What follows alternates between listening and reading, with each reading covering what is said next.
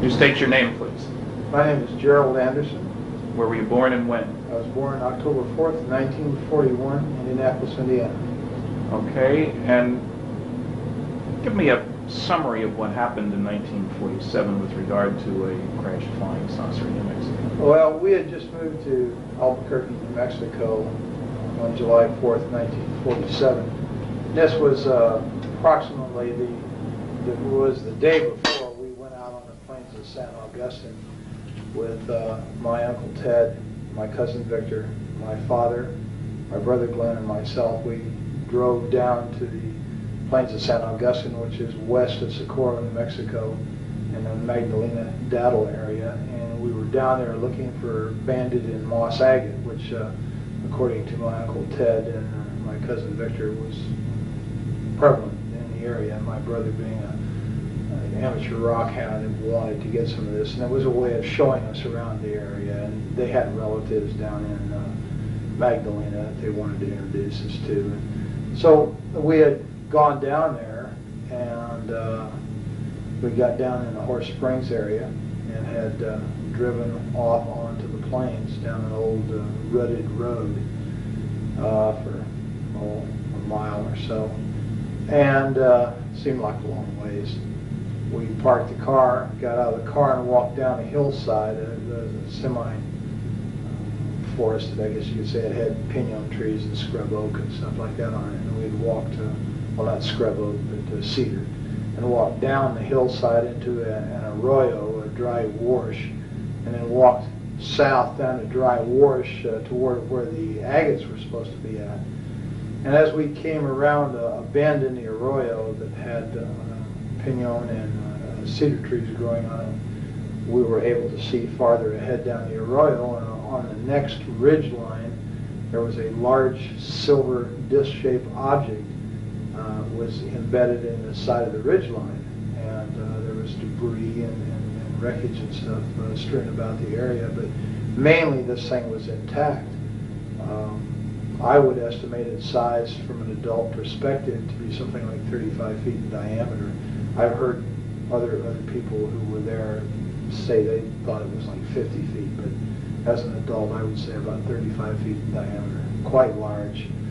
When we got up to it, there were 4 bodies there, not human. There was 2 of them who were obviously dead.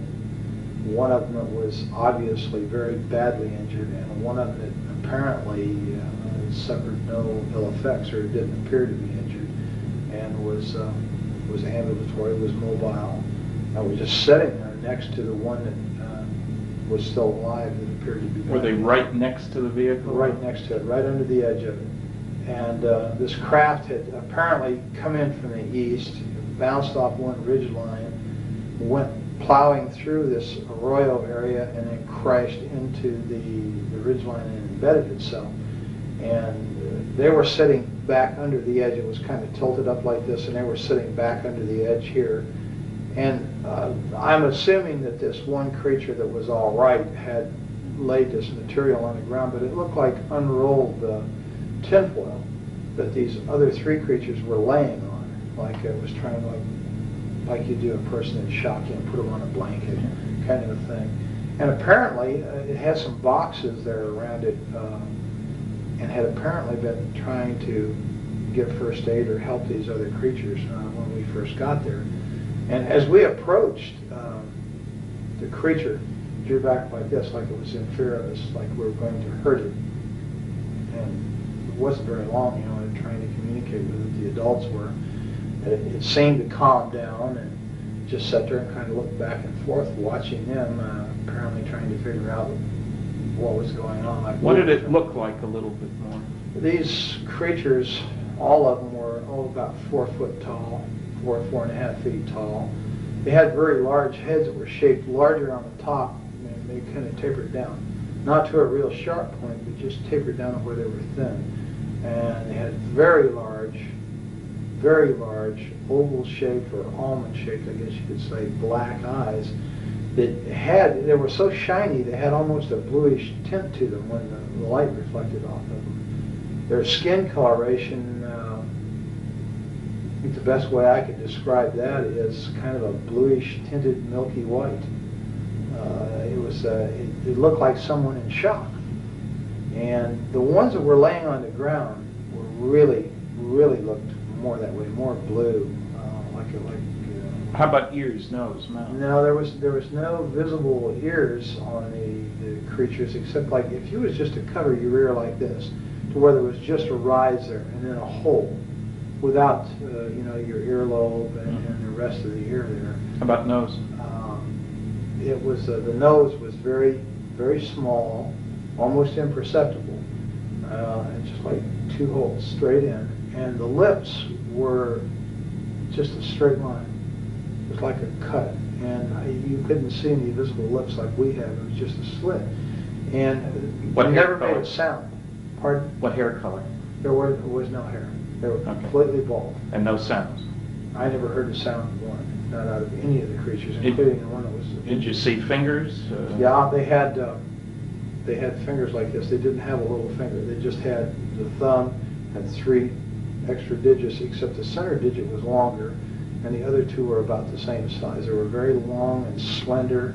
It looked very delicate, and I've made the statement before, and I'll make it again. I think it would have made excellent violinists because of the structure of their hands. They were wearing one-piece suits. All of them were dressed exactly the same, and it was sort of a real shiny, silverish gray color. No zippers, buttons? No, I saw no zippers, no buttons. Insignia? No insignias. The only thing that was different, they all had this, but the only thing that was different from the silvery gray suit was that down like the seam on it, like it was a seam on the shoulder, and around the collar it was trimmed in what appeared to be maroon, like cording. Then the suits were continuous with their footgear. You could see right about this area down, it seemed to be less pliable than it was up here, like this was a stiffer area, like it was boots or shoes or something. But they were all dressed exactly the same. Okay, so you and your family are talking back and forth, wondering what was going on. What did your family say? I mean, did they say anything? Yeah, my brother, one of the first remarks I heard made was, that's a goddamn spaceship. There was bodies up there, and I was told not to go up there, which I did. And how old was your brother at the time? He was in his early 20s, I think 20, 21, something like that. He was a lot older than you were. Oh yes, considerably. When we got up there, I kind of meandered off to one side. This thing was cocked up, and I was standing here. The bodies were here, and everybody else was kind of down here, except my cousin Victor was over here playing and looking in this gaping hole on the side of this disc, and it's shaped just like a discus, except for a round dome was up on top, and there was this big gaping gash in here where you could see inside, and it looked like a double hall. How big length? The gash. dome? The gash. Well, it covered the greater majority from the center of the craft out. It was just like a gaping hole in there. And I'm thinking, it's like about 30 feet, 35 feet in diameter, so we're talking about 17 feet maybe. Uh-huh. And most of that one side was ripped open like that. And you could see inside, and you could see another double hull like in there, and there was these rows of components that was on there, and there was lights that flashed on and off. Some of them were steady, some were flashing. There was a lot of debris and stuff hanging out of the hole. There was evidence that there had apparently been fire. It looked like it had been burnt along the edge there. The gash. Now, this wasn't a gash that could have been caused by the thing coming into the ground. It wasn't at the leading edge of the vehicle. No, this was in the side, like it almost appeared, it was elliptical. It almost appeared as if something the same shape as the disc we were looking at had hit that same, had hit the disc and left an imprint that pretty closely approximated the outside diameter of the disc itself. And it appeared to be caved inward. Okay. And kind of like, you'd hit it like this and it just crumpled and caved in and ripped it open. Okay, so you're there, you take all this and everybody's mystified. What were the circumstances outside? Hot, cold? Very, very hot. Well, to me, being the first time in New Mexico and coming from back east, that dry heat was just like being inside of an oven. It was unbelievable to me. And that was the odd part about this thing. The closer you got to it, the cooler it was. And standing under it in the shade there, next to these creatures' bodies, it was like refrigerated air conditioning. And did you feel air coming out of this thing? Or? No, it was just like it was ambient. And I remember reaching up and putting my hand on the side of it, and I think I was afraid it was going to hit my head because there was enough room for me as a small child, you know. I was approximately the same size as these creatures to walk up under there and stand there, but I kind of did like that, put my hand up against this thing. What did it feel like? It was ice cold. It felt like it just came out of a freezer. Was it smooth? Was it rough? It was very smooth. It had a very smooth texture to it. It was obviously made out of metal. It was very solid, and it was very cold, ice cold. And there was a smell in the area. It smelled volatile, acrid, like acetone. And that seemed to be coming out of that gash, that smell. But the closer you got to this thing, the cooler it was. So I kind of remained there, and I guess that while they were over here, my father and my Uncle Ted and my brother, and Uncle Ted was trying to talk to this thing in Spanish, and of course it didn't understand a word he said. And Dad tried to talk to it, and then they tried, sign language, and that didn't work. And I don't know, for some reason, I just, I reached down and touched it, this one that was laying next to me. And when I touched it, I realized, I jumped back. It scared me, it startled me, because I suddenly realized that these weren't dolls. I thought they were plastic dolls. And I was still in my mind that these are moving dolls, until I touched it, and I realized, this was a dead thing. I'd seen dead relatives before, and I unfortunately had made the mistake one time of touching a relative that was in a casket, and I just knew this is a dead thing. And it scared me, and I ran around behind my father and my uncle, and this thing was sitting there on the ground, and it kept looking back and forth, and it just had its hands like it's in its lap, and it just kept looking back and forth between the three of them, and like it was trying to understand. And all of a sudden it just turned and looked right straight at me, between my Uncle Ted and myself. And this is when it was just like an explosion of things in my head, things I started feeling, just terrible depression, loneliness, and fear, and just awful feelings that just suddenly burst into my mind. And I don't know if that meant that it was communicating with me and I was the only one there I could communicate with because I was a kid. I don't know. I turned and ran, and I ran across the arroyo and up on the area that it had bounced off of during the crash, and was just standing there looking down at this scene, and my family, and off in the distance I could see cattle grazing, I could see a windmill, and I could see dust trails out on the playa, out on the plains out there. And I was there for a little while, and then I came back down, and I guess we were there, Victor was when I got back down there, Victor was up in the crack, and Ted yelled at him to get out of there, and Glenn went over and grabbed him by the belt and jerked him off. That's your brother? Yeah. And jerked him off and said, "Get out of there, you could cause this thing to explode and kill us all," and then of course he went prowling around in there. I was kind of standing off to one side looking, that's why I knew that I could look off these rocks that I was standing on right into this thing. That's why I knew, about the lights and the components and stuff. And then, I heard other people talking, and I turned, and there was a group of people coming up the arroyo from out on the plains. From the south. They had come up there, and of course they walked up and was talking. And how many? There was an older man and 5 younger students. Boys, girls? There was 3 boys and 2 girls, and they were all, introducing, talking to my father and my uncle and my brother. What did the older one look like? The leader of this group, yeah. The man. he was a very tall man, very big man. He was wearing a pith helmet when he first came up, one of those kind of explorer helmets. And he was bald, and I know that because he had taken it off and he had done this, you know, a couple times with a handkerchief and put it back on. He was a balding man, and he had a round face. He was very ruddy complected. He was a big man,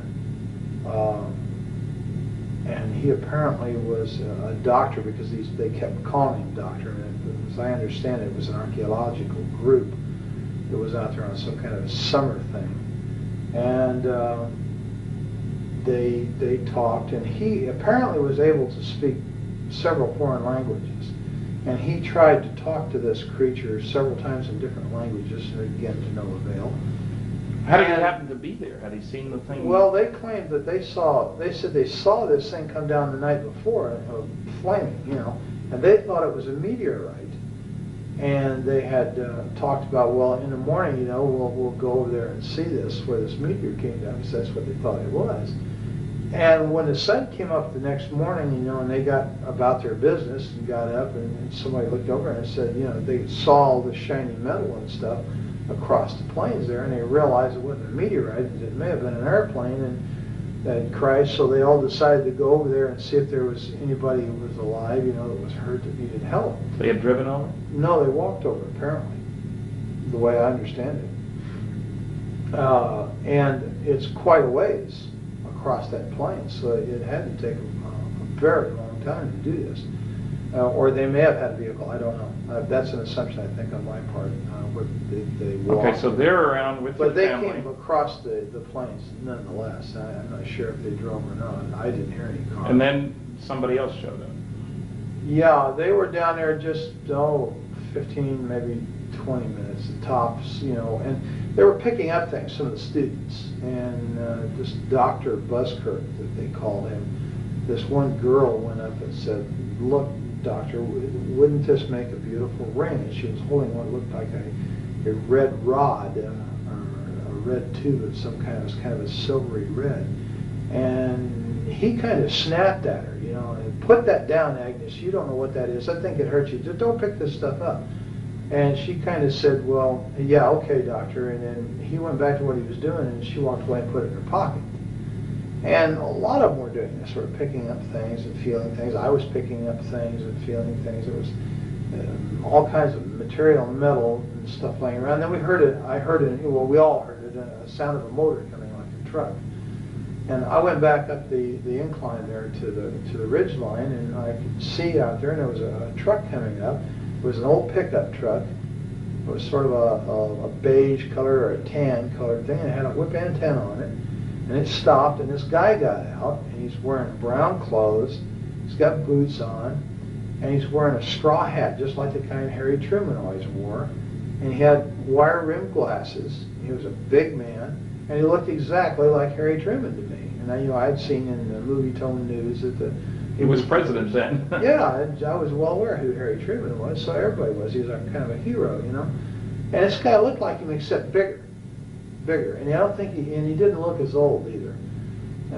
His hair was kind of light gray, and he walked over there, and they got to talking, you know, with everybody, and he told them that he worked out on the plains out there, and that he made maps, and that he had seen the wreckage from out there on the plains, and he saw the people, and he thought it was a plane wreck, and you know, just something was going on, and he came over there to see. And he hadn't been there but just a very, very few minutes when we heard all kinds of motors and engines straining and stuff. And here comes a military car with a big white star on the side of it, followed by a 6x, which is a military truck with a kind of a canvas wagon type canvas thing over it, and it's full of soldiers that got guns. And right behind that was what we call a 4x, which is like a medium-sized Jeep truck situation, and it had two big high whip antennas, all kinds of radio gear in the back, and a guy back there with earphones and stuff on, and he's, you know, working these radios, and they all pulled up and stopped. And which direction had they come from? They came from the north, from the Horse Springs area, right? So they could have come off the highway there. Oh yeah, I'm sure that's exactly how they got there. They come off the highway the same way we did. Well, in the meantime, when it stopped, this black soldier the sergeant, and the reason I know he was a sergeant, my brother told me he was, and he got out of this car, and then a guy got out on the other side, and Glenn said he was a captain. He told me later he was a captain. And this guy had orange-red hair. And all the soldiers then came running over there, pointing guns at people and telling them, get away, get away, get away, you know. And when this creature saw these people, the military, he went nuts. He went into an absolute panic, worse than what he did when he saw us. Did he move around, or just his eyes? Or? He just okay. Crazy, and it was like he was looking fearful. like he was looking for a place to run and hide. But he never got up. Never got up. He never left the one injured one next to him. And this red-headed officer, this guy was a real butthole. He made all the threats. He threatened to have people shot. They didn't move to away. Everybody? Oh yeah, get away, get away. You know, we'll shoot, get away from there. This is a military secret. You know, just screaming and hollering. And he told my uncle and my father that if they didn't want to spend the rest of their life in prison, they would never say anything about what they saw there. If they ever wanted to see us kids again, they'd take the kids away, and they'd never see the kids, you know, meaning me and Victor, that we'd better keep our mouths shut. If we did not, this is what was going to happen. They were threatening people and pushing people, and the students as well. And Dr. Oh yeah, Busker. they were hustling everybody. And one of the soldiers pushed my uncle. He had a rifle like this, and he shoved him back like that. Well, that was something you don't do to my Uncle Ted. Ted had a violent temper, and he grabbed the rifle and reached over top and smacked this guy and dropped him right there. And Ted had dropped the fight had dropped the hat. This guy's a cowboy. He'll hit you in a minute. And of course, when he did that, there was bolts opened, and I guess cocking. You know, they were cocking their rifles. They were pointing guns at people, and everybody, Busker and Glenn and Dad, grabbed him, you know, pulled him back and got him away. Don't, man, they're going to shoot. Don't do that, you know, trying to stop this. And I think we came very close to having someone shot. Then they really started threatening, you know, and they interviewed. Well, did the redhead do all the talking, pretty much, too? Pretty much, except once in a while the sergeant would chime in and make statements like that to other people in response to the redhead. But mainly it was the redheaded. Was there a name tag? Yes, there was, and his name was Armstrong. And I'm not sure if I know that from having read it or know that from remembering it, now being able to read it in my memory, or if someone said that to me. But his name was Armstrong, was right here on his uniform. Now, they chased you guys away pretty quick. Yeah, they did. And they herded us up like cattle, and they moved us up the Arroyo back in the direction we'd come from, over the protest of this Dr. Busker, who said, no, we've got to go the other way. We came from, I don't care where you came from, get your ass up the Arroyo. And they ran us up the Arroyo. And so you get to your car then? Right. Now, they take us up the Arroyo, and just below the hill that we came down, they broke us off and moved us up the hill. Now, this whole time, no one has ever frisked us down. No one has ever checked our pockets to see if we picked up any of this material.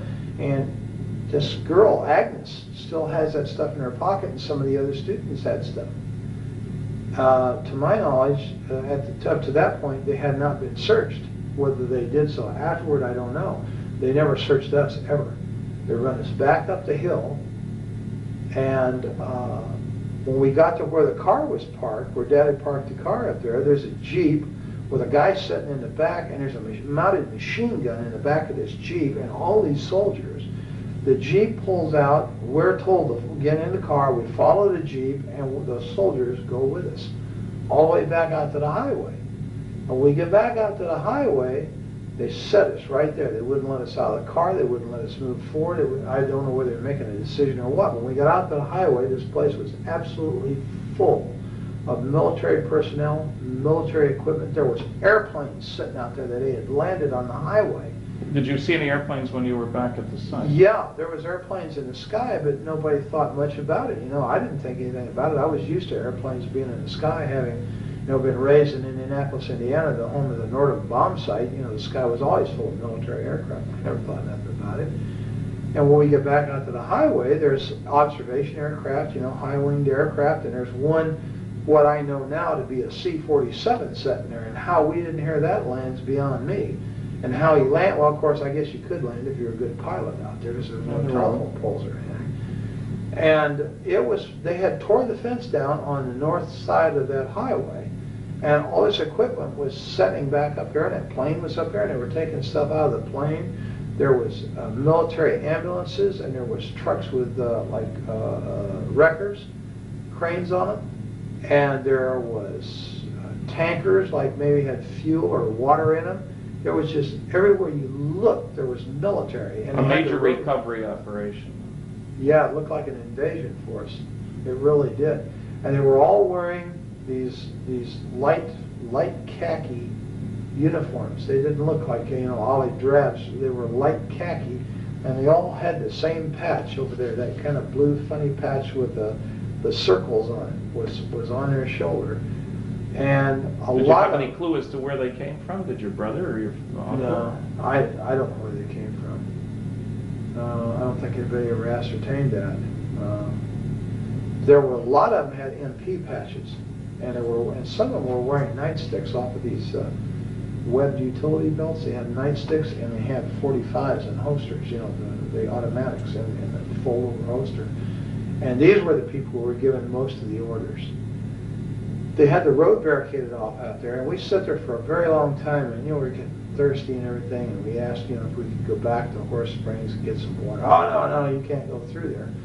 And right after that, they said, no, you just turn around and you head out of here now, and you go to Socorro, and this is the redhead again. You keep your mouth shut, you just keep going, and don't look back.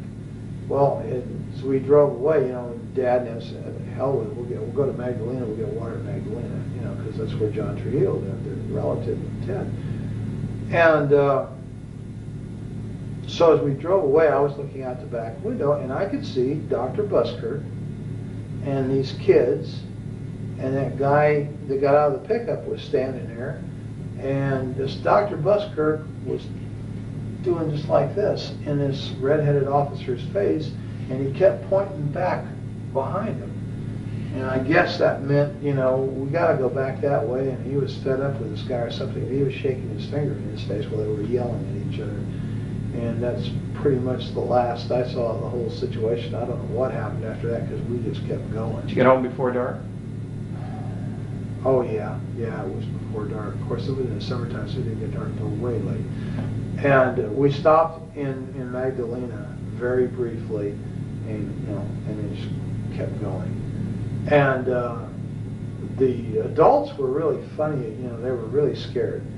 And I had very rarely, well, of course, I didn't know him that well, but over the years, I knew that Ted was not much of a disciplinarian. He really didn't discipline the kids that much. But he really knocked the fire out of little Victor. Victor wanted to talk about what we just saw. I just saw Ted kept telling him, shut up, don't talk about it. Nobody's talking about this. Finally, he just turned around and knocked the living hell out of Victor for shooting his mouth off.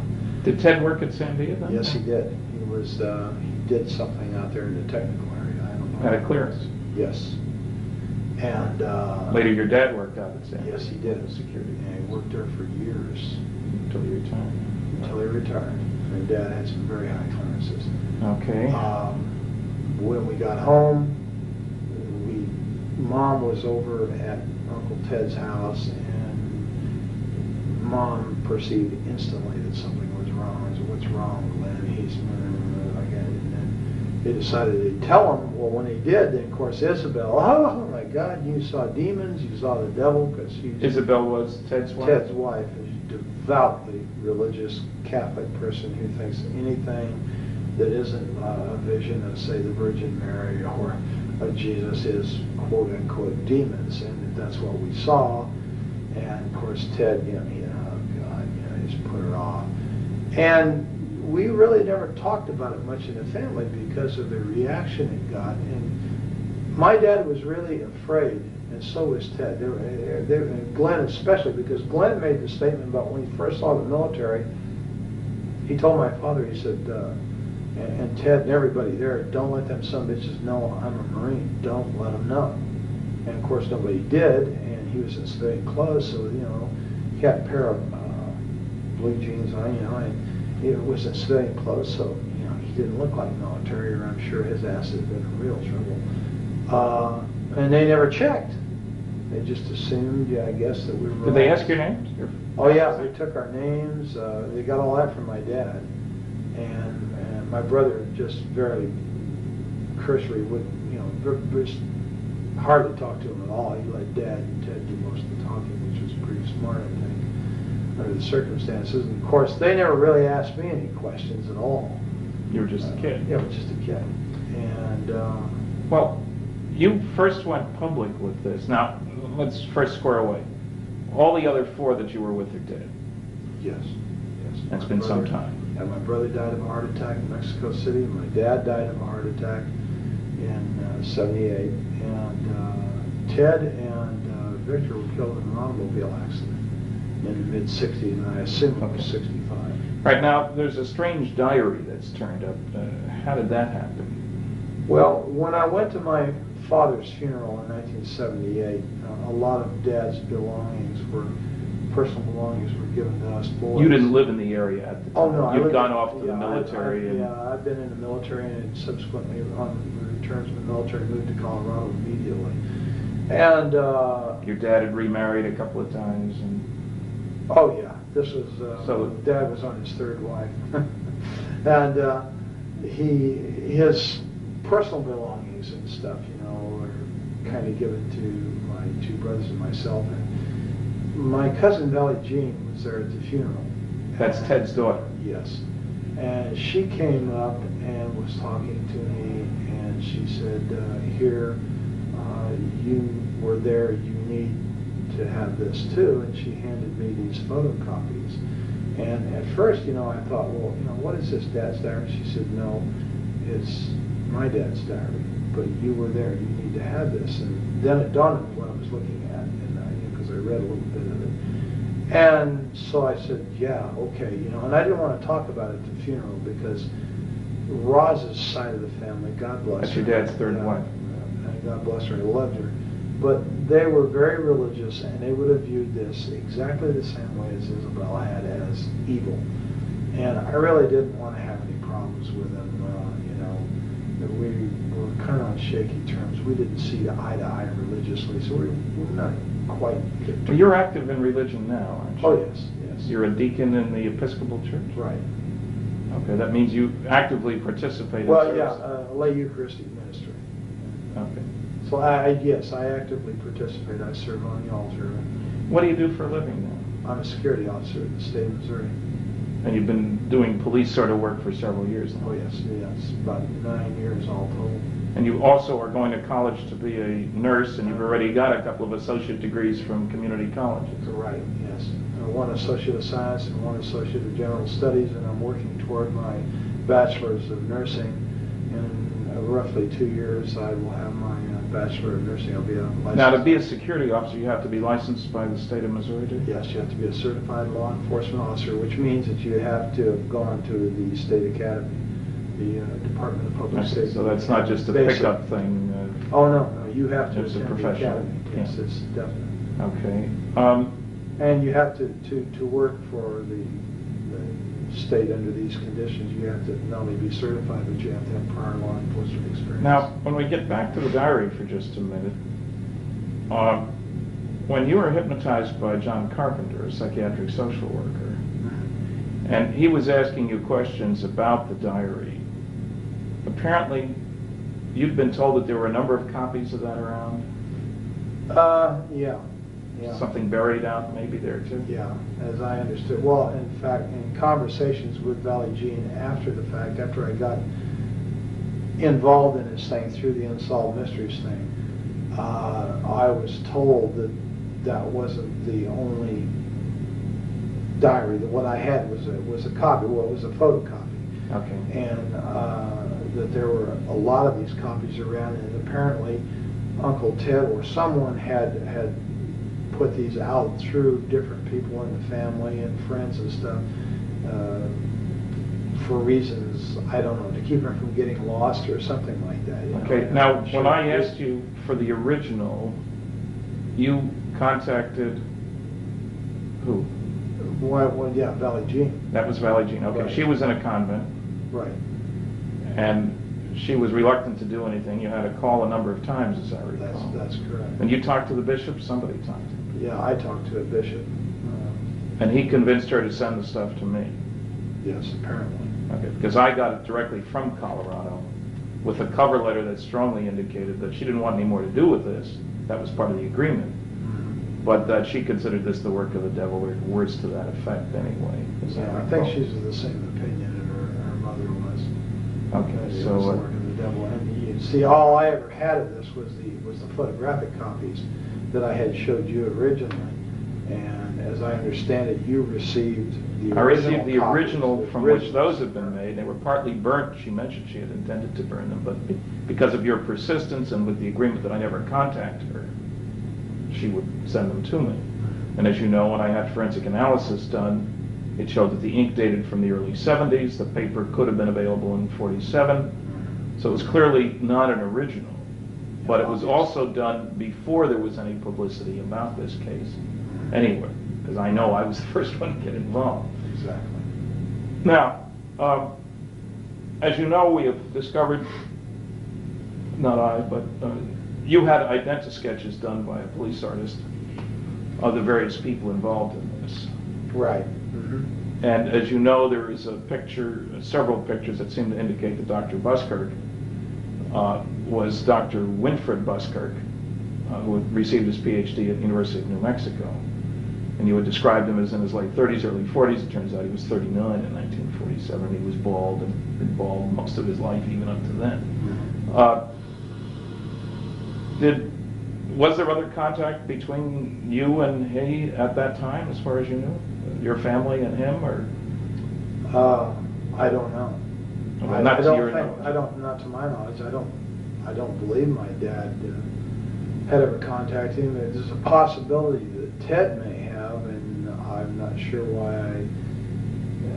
I think Valley Jean had alluded to the fact that Ted had been in contact with him, and that they had corresponded and this kind of thing. But as far as any personal knowledge of it, no. Okay, now you didn't tell your story really until the Unsolved Mysteries program was rerun in January of 1990? That's right. That's when you contacted them, got my address, wrote me, wrote Kevin Randall, and we're a little upset that the program wasn't quite accurate. Well, yeah, that was the whole thing. It started off as a fluke to begin with, because everything that I saw didn't jive with what I had seen personally. And I guess I was kind of miffed, here all these years. I had been primarily forced, by not only by others, but by, my own sense of survival to keep my mouth shut. And wow, here it is, it's on TV, and he got it wrong. And so, I just impulsively called the number and told the lady, wait a minute, that whole thing was wrong. Well, how do you know that, sir? And I said, well, because I was there, that's why. And boy, that apparently pulled somebody's string. Yeah, and the key thing that was wrong, of course, there were a few mistakes in an otherwise excellent program, was that they had that, the Barney Barnett, the civil engineer story, over near Corona, and you knew that it was over in the plains. Right. There's a lot more. Well, yeah, and then the fact that the thing looked like a tin flat hat or a tin top hat, and it didn't. It was disc shape, and the Barney Barnett, or whoever the guy in the truck was, did not drive right up to it on a road. It wasn't parked conveniently next to a thoroughfare, Right. And it was just things like that. And I don't know. I just, for some reason, I thought, well, geez, look. It's already public. Yeah, the story's out, and let's get it right, And of course, I don't think I realized at the time, how involved this was going to be, but what kind of response? You live and learn. Now, I got you together with John Carpenter, the psychiatric social worker, and you guys had several sessions, and then we flew out to the site. You're reasonably convinced now that the second time around out there we did find the exact location. Yeah, the first time in, it was like 43 years. And we're in a helicopter. And I was in the air this time, and last time I was on the ground. And so, you know, the landmarks were a little confusing. I was positive I was in the right place. But until we actually got on the ground, John and I, and retraced the route in there that we had come in the car, I wasn't absolutely sure. There was two ridge lines there, and I wasn't really sure of which one it was. And I had the feeling that the first one that I had pointed out was the correct one, but once I went in on the ground on foot with John, I knew instantly that it wasn't that one, it was the other one, and I'm absolutely positive that that's where I was at. There's no question in my mind. And you will recall that you described the woman who sold you the pop on the way in? Right. And we found the older woman there who said that was exactly what she looked like in the right. evening. And I'll never forget that lady because I had it with the heat. I'm telling you, back seat of that 40 Plymouth, down those dirty old roads and stuff, and for mile after mile. And of course, my dad was one of these kind of people. When he got in a car, it was point A to point B nonstop. I don't know why. He just never stopped to smell the roses along the way. And so, you know, I was pretty sad shape, and yeah, I remember that lady quite well. What kind of response have you had? You went public. I mean, John talked to a newsman. You both talked. He called me. In the Springfield newspaper, paper carried a very straight, very large article, and that got spread around by lots of people. So suddenly you're a celebrity, if you will.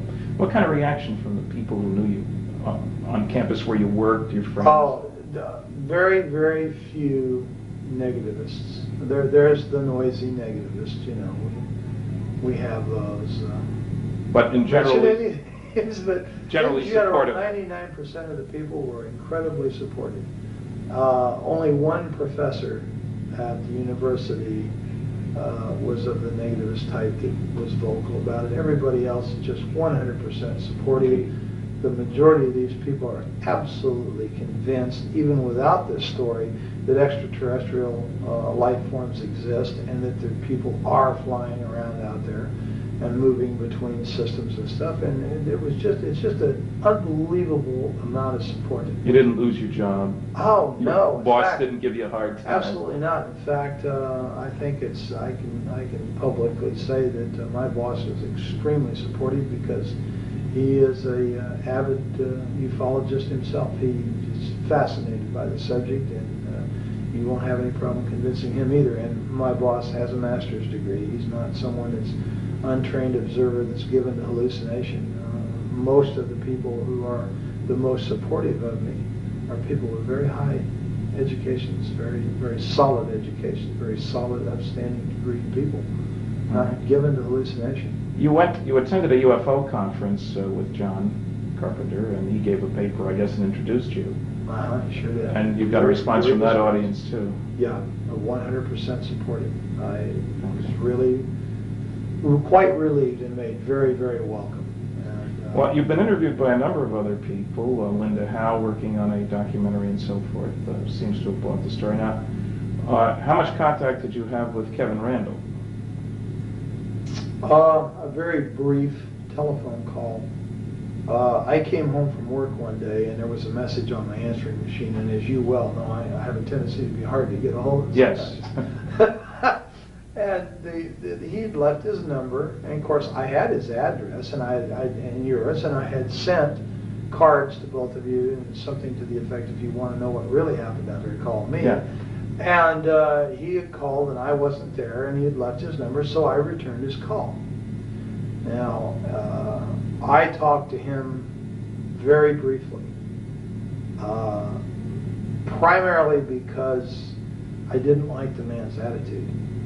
I don't feel comfortable with people who call other people liars and charlatans and phonies and say that they rig their research to make it come out the way they want. And when someone starts telling me this kind of thing, then the first thing I want to do is I want to get away from them. And this is exactly what I did. Now, I understand that this man claims that I talked to him for 2 hours and that he has a 2-hour tape of one contradiction after another of me, and that's not quite true. Okay, there's been no other contact with him? No other contact. I won't give the man the time of day. Okay. And has any other investigator, any of the noisy negativists approached you directly? No, none at all. The only other investigator is you yourself, or Don Berliner, and Bob Bigelow and John Carpenter. Okay. And Of course, you're quite familiar with our involvement. And you agree that on that first trip to the plains, it was you, I, Bob Bigelow, and a pilot in the helicopter. Yeah, Joe Channing, the pilot, was in the front seat on the left side. I was in the front seat on the right side. You were directly behind me. No. You were directly behind the pilot on the left side, and Bob Bigelow was directly behind me on the passenger side. Right, and then we met up eventually with Don Berliner and Right. John Carpenter, They and we were spent at- the next 3 days They together. drove to Dattle. They drove the Jeeps and stuff to Dattle, and were waiting for us at Dattle when we landed in the highway island out there. Right, and as you recall, where did we refuel the helicopter? Springerdale, Arizona. So it's not far to Arizona, that's the Oh, point. no, it was just a matter of a few minutes, actually. 25 minutes maybe at the max, west of where we were located. All right, I think we may pick this up another time, but I think that'll do us for now. I really appreciate the time and trouble and effort and all the rest of that, and on to bigger and better things.